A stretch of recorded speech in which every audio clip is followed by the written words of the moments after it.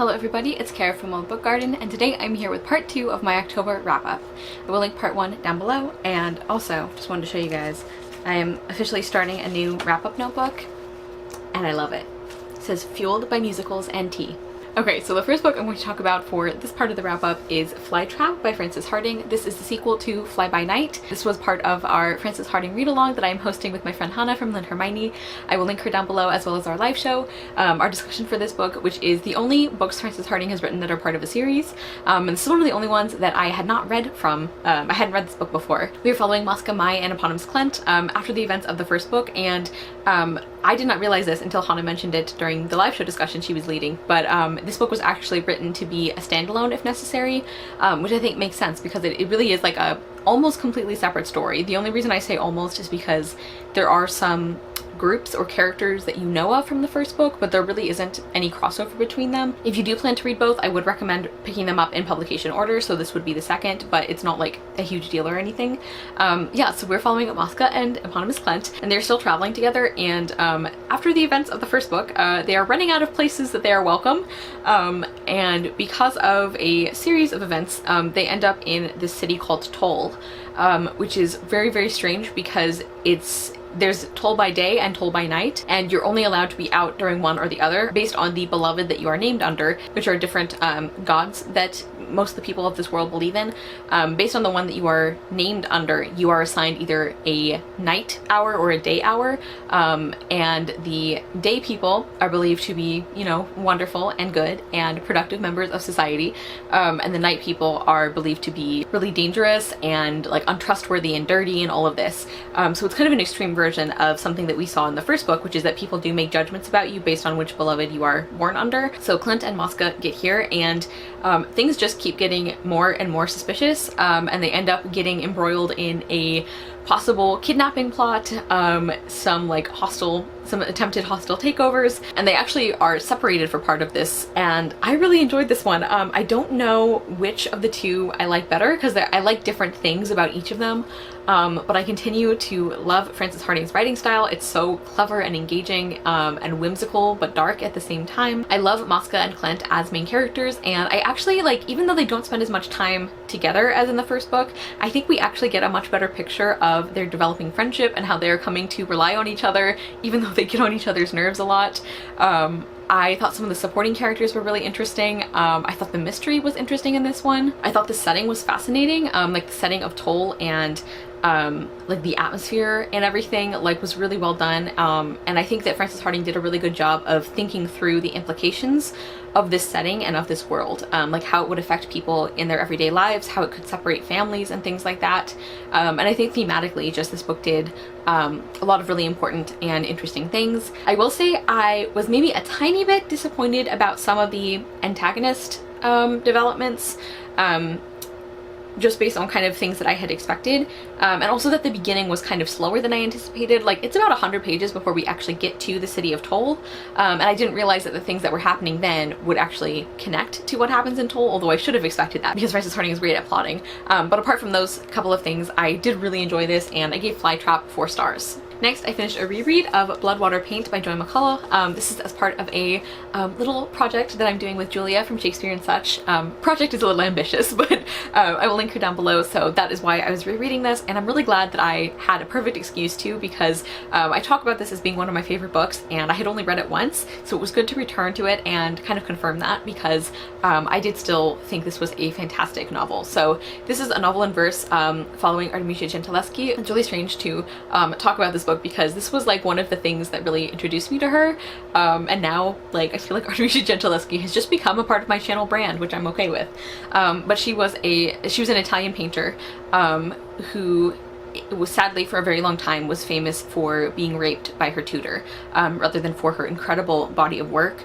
And this novel in verse follows around that time of her life, so definitely check content warnings if that is something that you want to look into. I always list those in the description box. And this book is so well constructed because a lot of it we are following Artemisia as a teenager, but then we also get chapters that are stories that her mother would tell her when she was a young girl. Her mother has since died, and like we see how her mother would like tell these stories of like famous women from the Bible. She would tell them in a way that men usually don't, and we also see how those like influenced Artemisia's painting and the way that she interpreted her paintings, because if you've ever seen some of the subjects that Artemisia painted, they were very common subjects like Susanna and the Elders and Judas slaying Holofernes, but the way that Artemisia paints them is so different from the male painters, and I really liked how we got to see that explored here. Like, this is one of the cases where even though Joy McCullough like took some liberties, like obviously we don't know what Artemisia's mother was like really. We don't know if she did tell her these stories, but she was able to construct a storytelling reason for why she would put those in the book, and how that could have, like, how this could have affected Artemisia's perspective growing up. And I thought those were beautifully written and just very strongly written and very compelling. I think thematically this book is incredibly powerful. I think we really get a sense of Artemisia as a person, and a sense of what she went through, and I think this book does a really good job of showing how this is something that colored her life because of this trauma she went through, but also how that is not only what she is. And as far as the writing, I really enjoyed it. It's funny because like I remember like the same part when I first read this book. There was like this switch between one poem and the next where I had been feeling kind of like neutral about the writing, and then we get to this one poem and I'm like, oh, I'm in it. And that happened again even on reread, which was really interesting.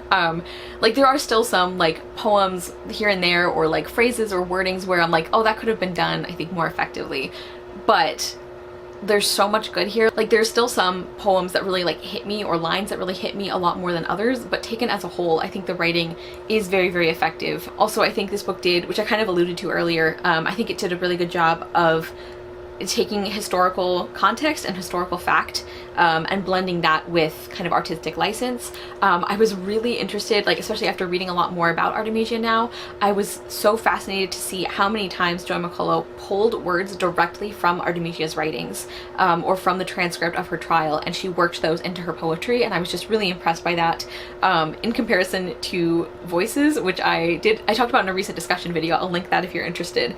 But in comparison to that book, I feel like this was a historical fiction novel in verse that kept very true to the subject. Like it really communicated some basic things about who Artemisia was as a person from what we know, and like it was still Joy McCullough's own story, but she didn't like obscure the things that made Artemisia who she was. So yeah, on reread I still think this is fantastic, and I gave Bloodwater Paint 5 stars again. Next, I finally read my first Elizabeth Gaskell book, and that was North and South by Elizabeth Gaskell, and everyone who told me I would love this, you are correct.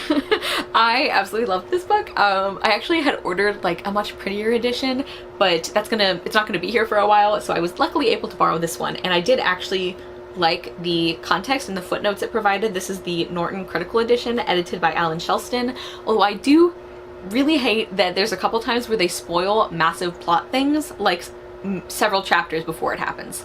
It really bugs me when they do that in classics, and yeah, like even though I had seen the miniseries before, it had been a long time, so there were things that I could have been surprised by that I wasn't because of the footnotes spoiling them. I really enjoyed this. So we are following 2 main characters. One of them is Margaret Hale, and she lives in the south of England, like in this very like idyllic kind of village, and she's very happy there. But then her father, who is he's a vicar or a preacher, something happens that we don't find out the details of, but something happens where he feels like he can no longer in good conscience continue serving the Church of England. He's still a very religious man, but he doesn't feel like he can continue to serve as a preacher. And so he kind of uproots his family, him and his daughter Margaret and his wife, and they all move to the north of England, to this town called Milton, which is based on Manchester. Essentially it is Manchester, which is in the midst of the Industrial Revolution. So it's very different from where they were from before. And her father ends up getting a job as a tutor, and that's kind of how they end up crossing paths with this man named John Thornton, who is a mill owner. Like a very successful one. And Margaret and John are very different people, and they really don't like each other at first, but he starts warming up to her much sooner than she does to him, and we just follow them as Margaret tries to adjust to this very different life. We also see John's perspective, and we see kind of what he's dealing with in like a business sense, like what's going on right now. And like I said, I love this. Also, reading this book has really solidified the fact that I just need to not listen to reviewers when they complained about classic novel heroines, because I loved Margaret. I thought she was a fantastic main character, and so many people dislike her and call her boring and like spineless, and I just don't understand that. Like, this happened with Mansfield Park. I think Fanny Price is a great character, and I think Margaret Hale is a great character as well. And she's not perfect. Like, she's not like a goody two-shoes kind of character. We definitely see that she has flaws. She's like an incredible snob, really, at the beginning of the book. She really looks down on people who are in trade, and we see her grapple with her assumptions about people. So she definitely has some growing to do. And I just don't understand, like, how somebody could say that she's like really boring or spineless, because she stands up to John constantly. Like, she argues with him all the time. Like, 90% of their interactions are her talking back to him, and I love it, and he loves it too. So yeah, I loved Margaret. I really loved John. He also has quite a bit of character growth to go through, because even though he's one of the better mill owners, like, he doesn't like mistreat his workers outright, he's not terribly sympathetic towards them. He definitely has that mentality because of some things that he has gone through, where like, oh well, if you just work hard enough, like, you'll be able to take care of yourself, so if you're poor, it must be because you're lazy. And like, that they haven't had to go through what he and his family did. And I think the book does a good job of showing why he would think that way, while also making it clear that that's not okay and that's not true. So we see him develop as well. I loved their relationship so much. They spent a lot of time together in the beginning part of the book. I feel like in a lot of classics, the love interests, I feel like there's usually not quite as many scenes of them together, at least at the beginning. And here, that did not happen. I really enjoyed their dynamic. And John Thornton, like, he is the heart eyes emoji. Like, he loves Margaret so much, and like, even there's so many times throughout the book where like something will happen, or he'll like try and talk himself out of it, where he's like, I don't care about Margaret anymore. No, I'm not in love with her. Who's Margaret? I don't care. And then he'll just like see her or like have to talk to her, and instantly he's just like, he just loves and admires her so much, and I love that. I also really enjoyed the supporting characters. I think just the way that Elizabeth Gaskell writes characters, I really enjoy. And even the ones that you don't, like, even the ones that you find frustrating or you disagree with some of their choices, like, she does such a good job of showing you why they are the way that they are, or kind of getting you to understand why they did something, even if you're like, why couldn't you have done this differently? Like Margaret's father, for example, like, I think she did such a good job of showing like why, even though we don't know the details, it's like, yes, like, he shouldn't have to do something that feels ethically wrong to him. Like, he shouldn't have to he shouldn't have to ignore his conscience like this. But also, you see how the way he went about things was really hard on his family, and like, that there probably was a better way that he could have done it. Like, he didn't even tell them this was happening until it was like too late. So like, I just think she did a really good job of showing that nuance. I love the themes here about like the commentary on like classism and like capitalism, and like, I'm just so impressed at all of the issues she tackles here, and definitely things like unions. I also really loved the writing style itself. Like, again, like, the characterization was really good. Some of it was very like funny, and I just think she does such a great job of communicating like character interactions. And she also includes like poems, like excerpts from other people's poems at the beginning of the chapters, and I really liked the ones she picked. And actually, after reading this, I bought a volume of Elizabeth Barrett Browning's poetry, because a lot of the ones I liked were by her, so that's kind of cool. The only like things that I wasn't a big fan of is there's kind of a like big misunderstanding thing, which on the one hand, it was interesting. It's like, wow, even in like the 1800s this was a trope, but also at the same time I still don't like it, even in a classic. So that was really frustrating. And I also didn't love, like, I don't know, like, some things about the way the plot unfolded in the very last part of this book. It just felt very different from the rest of the book. And for one thing, it's like, I wanted more of John and Margaret together. But even aside from that, there were some plot lines that I did not find as compelling, or that I think the story dragged a little bit more. But yeah, other than that, I really loved this. Also, like, even though I wanted John and Margaret together more in the last part of the book, I will say that the ending scene with them was so good. I think it was way better than the way the miniseries ends. Even though I love the miniseries, like, I think the ending scene, and actually quite a few things about the book, I think I prefer to the miniseries, even though it's great. Anyway, I was kind of obsessed with this book while reading it. I gave North and South 4 stars, and I saw somebody share a screenshot of like a Goodreads review that basically, like, the only thing they said was like, it's basically Pride and Prejudice for socialists. And like, I find that hysterical, but also like, you're not incorrect. Anyway, this was great, 4 stars. I can't wait to read more from Elizabeth Gaskell. Next, I finished The American Heiress by Dorothy Eden. This is a really beat up copy, and I actually ended up reading this on ebook because like, I don't know, it's way more beat up than I thought it was when I ordered it. Anyway, so we are following our main character, Hetty, who is a maid, and because she's the illegitimate child of like one of the like family members that she's serving, she happens to look very similar to her mistress, like this young woman who she's the she's like the maid for, or the, what do they call it, maidservant? Lady's maid? Maybe she's a lady's maid. Anyway, they look very similar, which is important for plot reasons because Hetty and this young woman, what is her name? Clemency Millicent Jervis. So Clemency is traveling like overseas to the UK. She's American. She's traveling overseas to the UK for a marriage.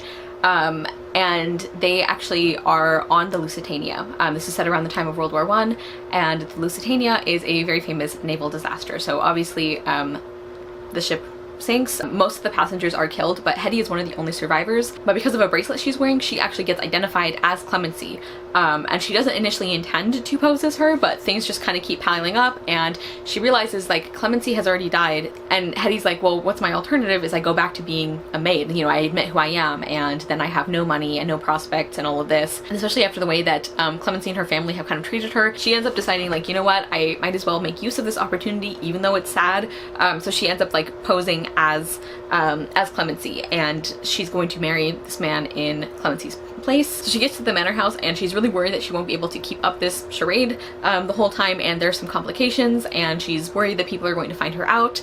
And then there are some other more like personal complications, because she starts thinking like maybe she really doesn't want to marry this man that she's supposed to, that Clemency was supposed to marry. So yeah, this was a very mixed bag for me. Initially I was enjoying it a lot more. I thought Hetty was an interesting main character. I thought the author did a good job of showing why she would make the choices she did. And I think that the book actually did a pretty good job of dealing with the trauma of what she had gone through, like the sinking of the Lusitania, and like witnessing that and being a part of that and almost dying.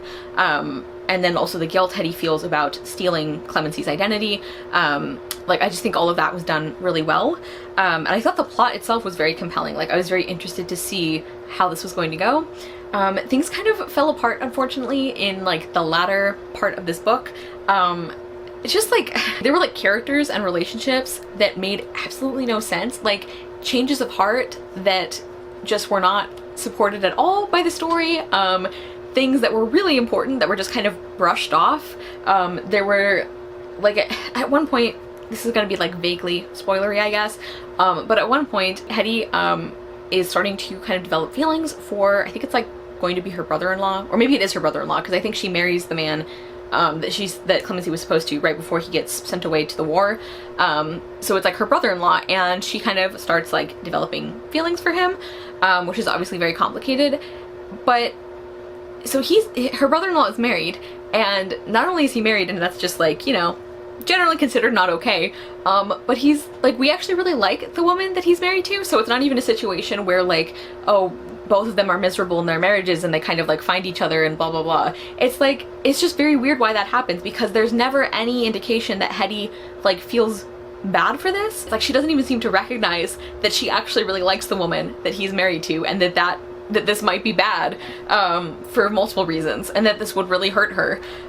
So anyway, just like weird stuff like that. Like I said, there were like changes of heart about things and people that just came out of absolutely nowhere. Yeah, I'm really sad that the ending ended up being so disappointing. Like, the last chunk of this book was so disappointing. The author did avoid some things I was dreading. Like, there were a couple things I'm like, please, I hope she doesn't end the book like this, and she didn't, but I still can't say I'm really satisfied with what happened. So anyway, I give The American Heiress 3 stars. It is one that I've been curious about for a while, so I am glad I finally got to it. And like, there was good stuff, it just wasn't all good stuff. Next, I finished Sunlight on a Broken Column by Atiya Hussein. This was our Past It Classics pick for the month of October, and I was the host for that live show, which I think should already be up at the time that I'm posting this, so I will link that down below. And this was just like reissued, like it's been out of print for a long time and it's finally back in print, which I'm very happy about. And this is known as a it's known as like a really important coming of age novel about partition, and a really important novel about Muslim life of this period. So our main character is named Layla, and she lives in India, and she's an orphan. She's been raised by her like very well-to-do family members, and it's kind of like a slice of life story in a lot of ways, at least at the beginning. We see what her early life is like, and we see her then after she moves to be with these other family members. Like we see a lot of the political turmoil at the time, and like the different factions in India, and like the way that the British occupation plays into all of that. We also see Layla's friendships and like the people that she ends up meeting, and how all of these different students and different people have different perspectives about how to end the fighting between Hindus and Muslims in some areas of India. And we really just see Layla kind of like figuring herself out, trying to figure out how she feels about all of this. And I really enjoyed this. I also want to mention this introduction is by Kamala Shamsi, who I have not read, but now I'm really excited to. And she does a beautiful job of kind of setting you up for like what is so impressive about this novel and this writing, because she actually is Atiya Hussein's niece, and it was really wonderful to see her talk about what her aunt was like as a person and why she maybe wrote this, or like what kind of person she was. And I'm really glad that Hannah actually mentioned that she read that introduction, because I don't always read introductions for classics because a lot of times they spoil things. This one didn't though, which I appreciate, and it just was such a cool way to kind of set you up for this novel, which I believe is semi-autobiographical. Yeah, and like I was saying, I just really enjoyed this. I loved the writing. I marked a ton of quotes, which we all know I have difficulty with remembering usually, or bothering. I really enjoyed the writing though, and I thought Layla as a main character was so interesting. I could imagine she might frustrate some readers, because for a lot of this book, she really is like kind of figuring herself out. So she doesn't necessarily have super strong convictions in certain areas, but there are other things that she does. Like she just felt like a very believable like teenager, kind of figuring out the world and her place in it. I feel like a lot of times I hear coming of age novel and I think like that sounds boring, even though I have really loved a lot of coming of age novels. And this one was no different. Like I actually think it was done really well. This was a very compelling book. I think because of how well it was written and how real all of these characters felt. I also think Atiya Hussein does a really good job of like showing nuance and variety in characters' perspectives. Like it's not like all of the Muslim characters believe one thing and all of the Hindu characters believe another thing. Like there's a lot of crossover and overlap and like differences. I also thought the supporting characters were really well written, and this book is broken into 4 parts, and the 4th part in particular I think was so well constructed. Like I think ending the book like that really brings home like kind of the topics that this book is talking about, and yeah, like some of the issues that Atiya Hussein was writing about, and it was like a real like emotional way to finish the book, and I think it was done really well. Really one of the only drawbacks for me with this book is the romance element, which is kind of a catalyst for some other things in the book, and I didn't like dislike this character by any means, but I just don't feel like he was this well written. I don't really understand why he and Layla cared about each other so much so quickly. But it didn't ruin the book or anything for me, and I really enjoyed this. I gave Sunlight on a Broken Column 4 stars. Next, I finished This Rough Magic by Mary Stewart, and this was a buddy read with Kazan from Always Doing, who I will link down below. And I always hear these books talked about as romantic suspense, but as Kazan was saying, it doesn't quite fit a lot of the like tropes of the genre that we think of now, but Mary Stewart was kind of one of the originators or the popularizers of the genre, so. And our main character is a young woman named Lucy, who's an actress, and her play recently closed very early, so to kind of like recuperate and recover, she is staying with her sister on the island of Corfu, where her sister has, like, she married into a very wealthy family and they have like quite a lot of land there, and Lucy is expecting this like beautiful, relaxing, idyllic vacation, and as you can probably tell if you've heard my other reviews of Mary Stewart's books, that's not exactly what happens. It's never as relaxing as the main characters think it's going to be. So she gets there, and while she's there, a body turns up. Actually, a couple of them do. They look like accidents, but she doesn't really feel like they are accidents. And there's several other people on this island who are very suspicious and could be involved, and I don't really know what else to say about the premise without giving stuff away, except that this book does also have a lot of Tempest references, which I really, really enjoyed. I do want to say, if you're not a Shakespeare person, or like you don't read a lot of Shakespeare, like you could still definitely enjoy this book. It stands on its own, but if you are a Shakespeare lover, there's like quite a few references that I think you're going to really enjoy. There's also a Beatrice reference at the very, very end of the book that was fantastic. So the Shakespeare is a fun bonus, but don't let it put you off if that's not something you're into. And yeah, I really enjoyed this. Cousin and I both really enjoyed this.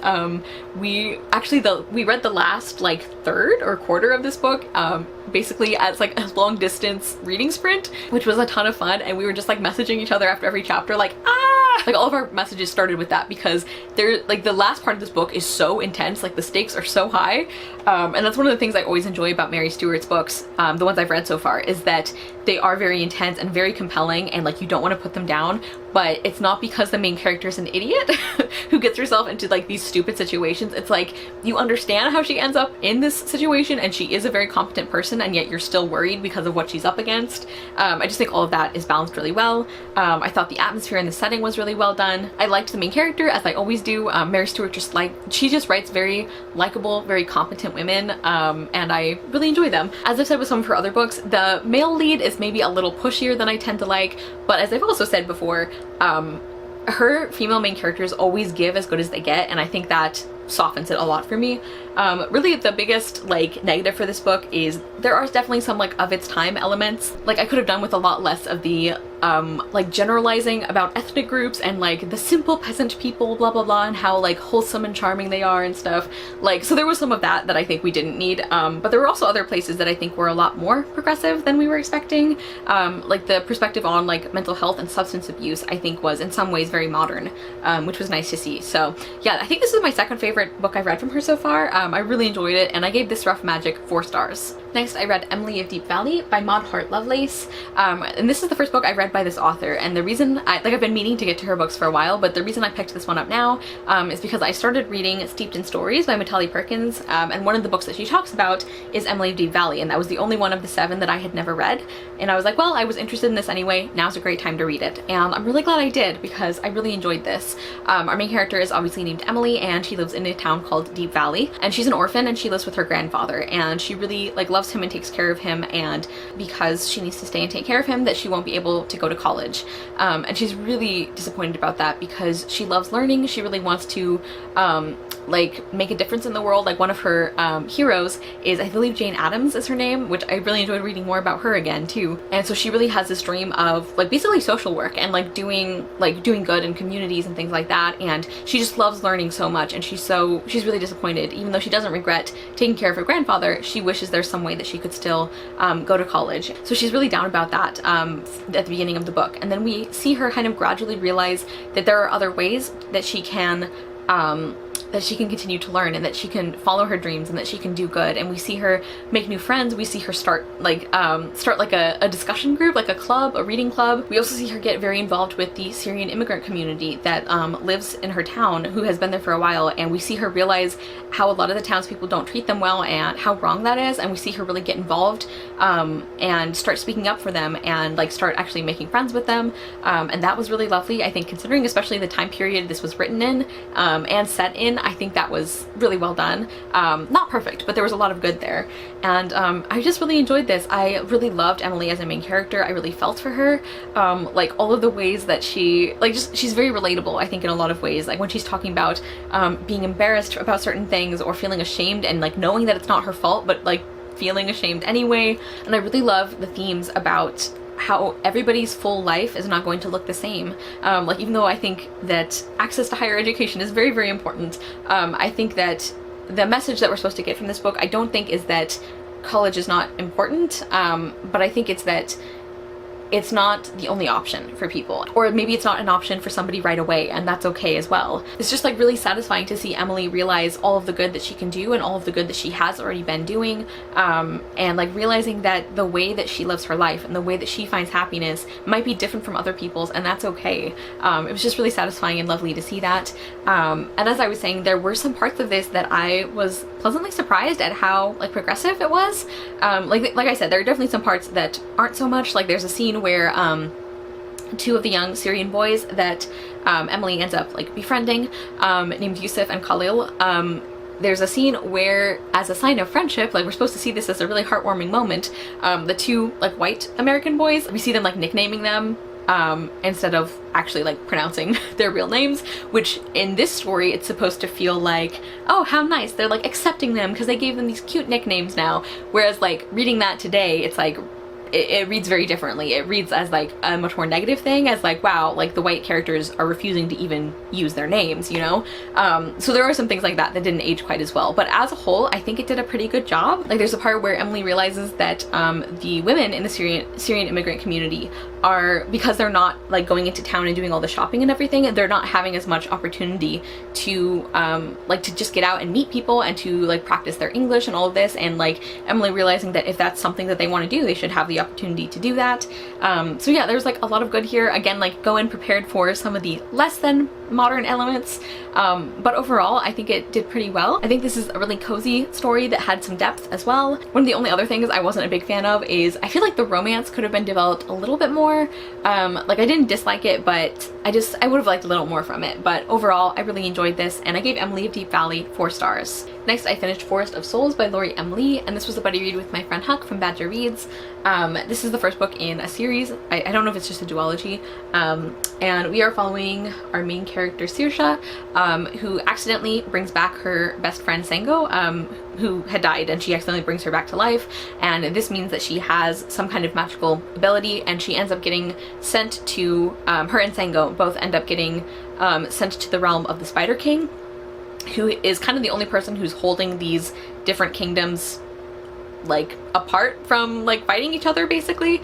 There's a lot of other like backstory about the world and different magical powers that was not always super clear, even though it is explained at the front of the book. I feel like the story itself should also clarify that, but anyway, this book was just sadly very, very mediocre for me, for Huck as well. We just, neither of us really cared for this, sadly.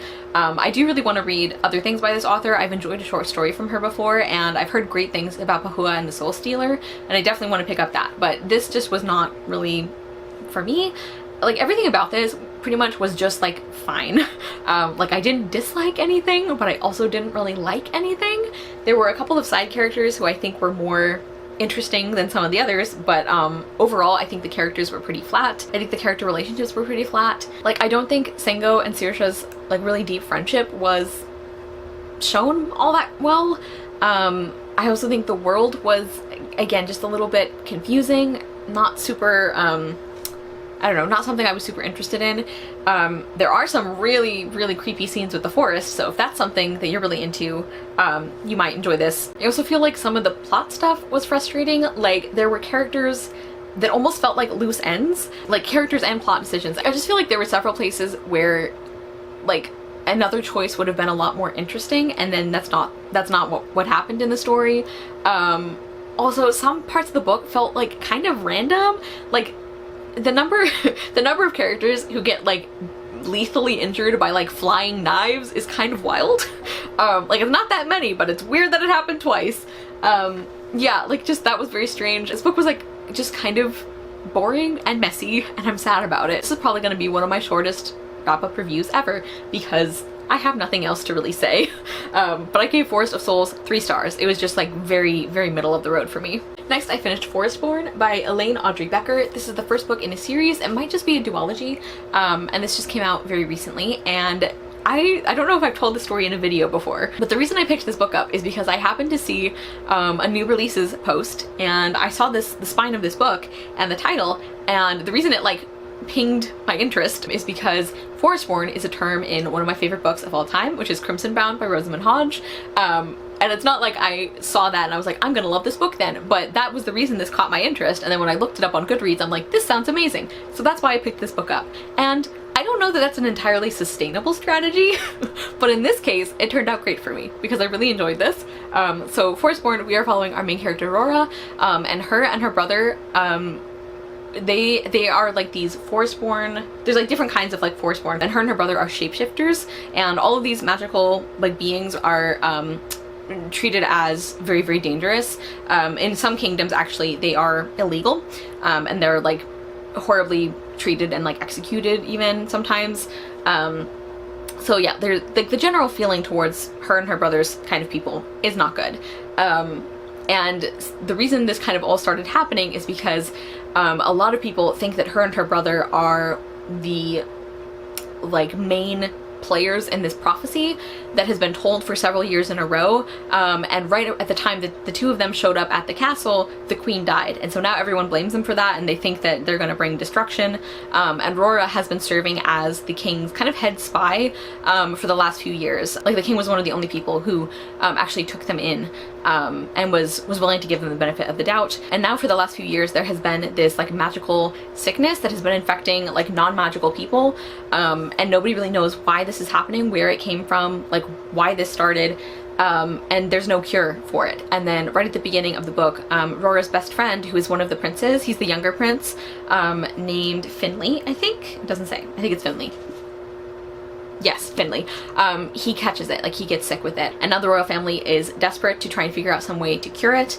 And the only way they can think of is by sending Rora and her brother and Wesley, one of the, he's like the older prince. He's not set to inherit though, his older sister is, which is in itself pretty cool. But like the three of them get sent to these like magical, basically like the wilds, the magical wilds of this world where Rora and her brother actually grew up, because both of their parents were killed, and they eventually made their way to one of the human kingdoms after a lot of suffering. And this magical world is super, super dangerous. There's a lot of very dangerous creatures there. The very landscape is dangerous, and Rora and her brother don't want to go back there, but they agree to do it for Finley's sake. So we follow them on this journey. We see them eventually end up in this magical setting, and we see that there might be more going on than they even thought, which is very vague. Don't you love those like incredibly vague summary enders? But anyway, as I was saying, I really, really loved this book. I loved Rora as a main character. I found her very compelling.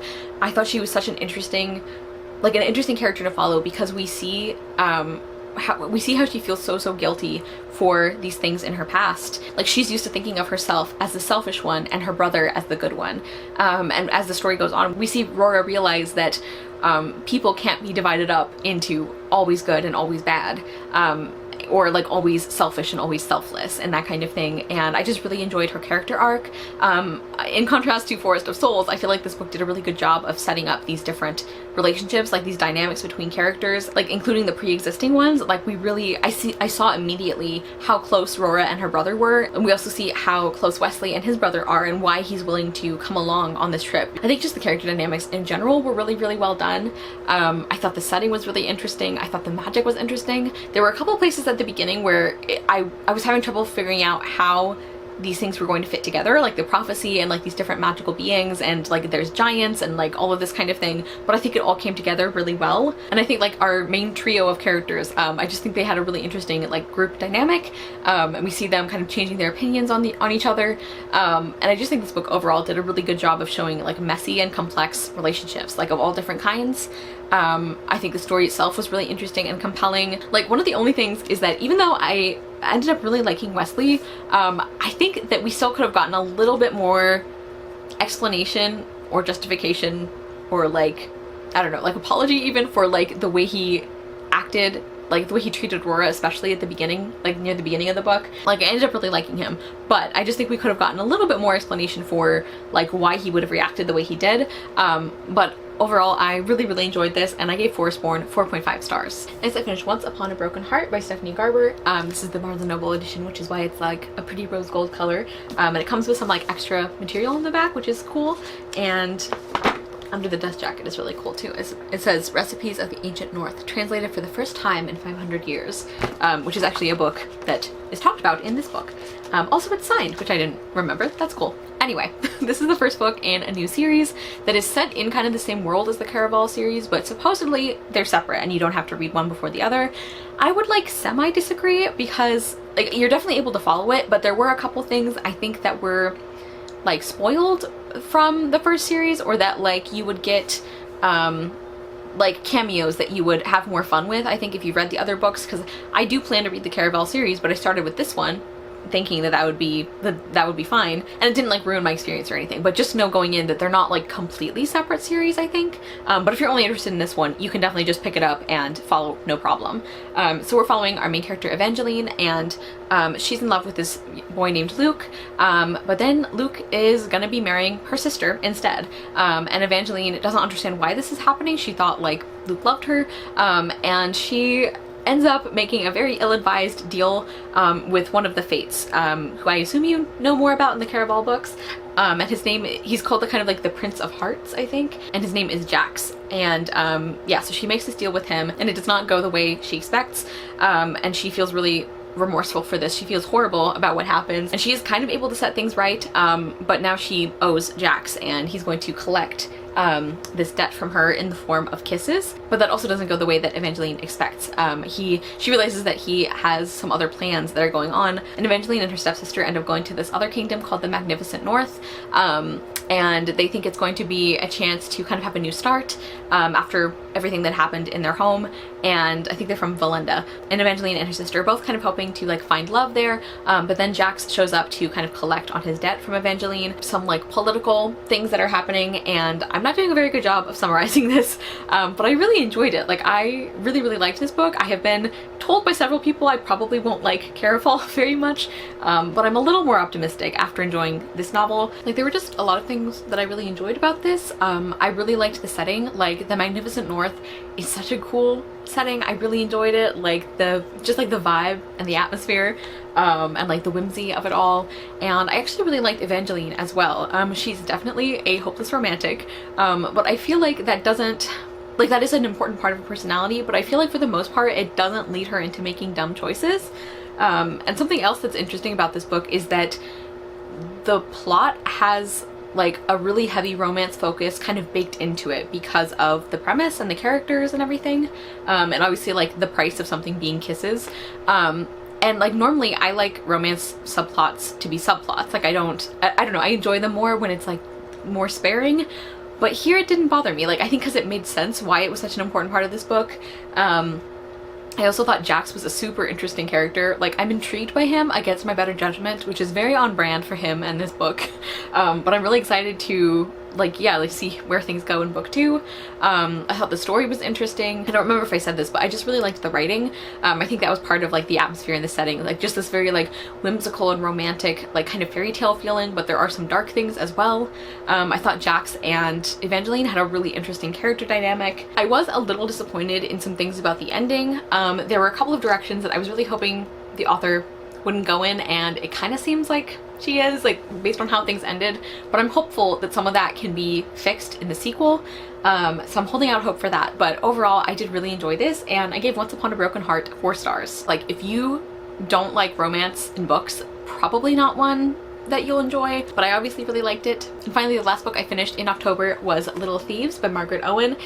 This is the first book in, I think this is also the first in a series, and this is a dark, interesting take on the Goose Girl fairy tale. I feel like there's been more of those retellings lately, and so we're following our main character Vanya, and she's actually the maid character. I mentioned when I read A Goose Girl by K.M. Shea that like that was such an interesting concept to follow the maid instead, and I'm surprised more authors don't do it. Well, we have another one here, and I freaking love this. Like, I'm getting ahead of myself because I need to summarize it, but like, this is another favorite of the year. I love this so much.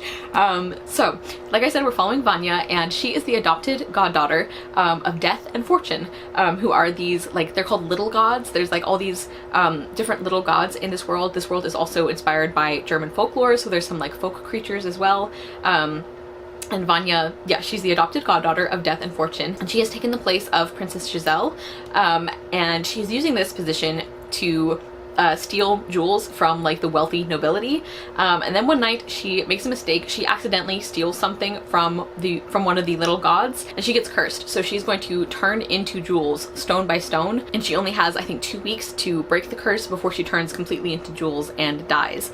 So she's trying to figure out how to break the curse, but she was also, the reason she was stealing is because she was trying to raise enough money to escape her godmother's influence. So she's trying to break this curse. She's trying to figure out how she can get enough money to escape, and then to make matters worse, a very, how do they describe him? Like an overeager junior prefect or junior detective or something. An overeager junior detective shows up to just start investigating why all of these like jewels have gone missing lately. And like I said, I absolutely love this book. I said on Twitter, and I think I said this in my currently reading update, that this was like a real like first chapter favorite for me. Like that's the feeling I got, is just even from the prologue in the first chapter, I was like, oh, this feels like a new favorite book. And it absolutely was. My instincts were correct because I loved this.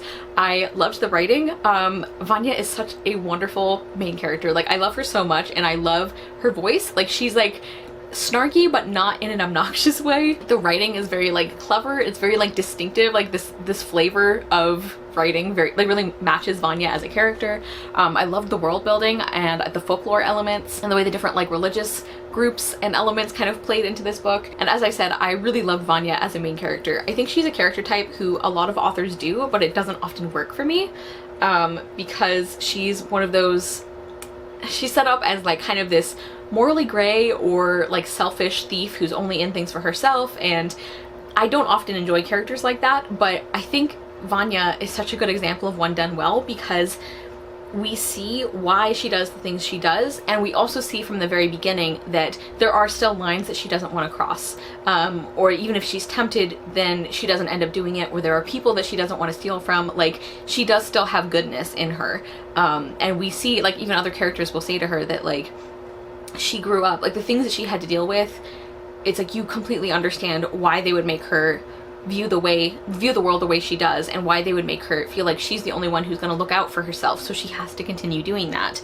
Like I just think she was wonderfully written as a character. I loved seeing her get to know the other characters and realize that there are people out there who care for her and who treat her the way she deserves. I just really loved the characters in general. Like I think all of them were so well written. There's one character, let me find her name, who basically is her like chaperone, Ragna, to keep an eye on her. She's the daughter of the god that Vanya accidentally stole from, and Ragna is just so like lovable. Like I love her so much. She's not human, or she's like half human, I think, and so she really doesn't understand some things about the human world, but she is just like so pure and so good, and also kind of scary sometimes, and I just love her. And yeah, I was saying just the characters in general. I thought the plot was incredibly compelling.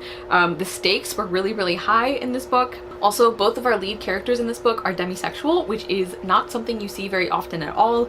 I just loved like everything about this book. I thought the way everything came together at the ending was so impressive. Also, this book made it onto my OTP shelf on Goodreads because there is a romance element that is just like wonderfully written. Like I love the characters together and the way that they balance each other and respect each other and admire each other, and it's just so good. This book is fantastic. Like I really hope that it gets the hype it deserves. I loved it. I obviously gave Little Thieves 5 stars. Okay everybody, so those were all of the rest of the books that I read in October. Please comment down below and let me know if you have read any of these books, what you thought of them, or if you're going to pick them up. And also let me know if you've ever had that like first chapter favorite feeling. Like what was one of the books recently that did that for you? Because that's so exciting and satisfying when that turns out to be correct. Thank you guys so much for watching. I will see you soon with another video, and I hope you love the next book you read. Bye!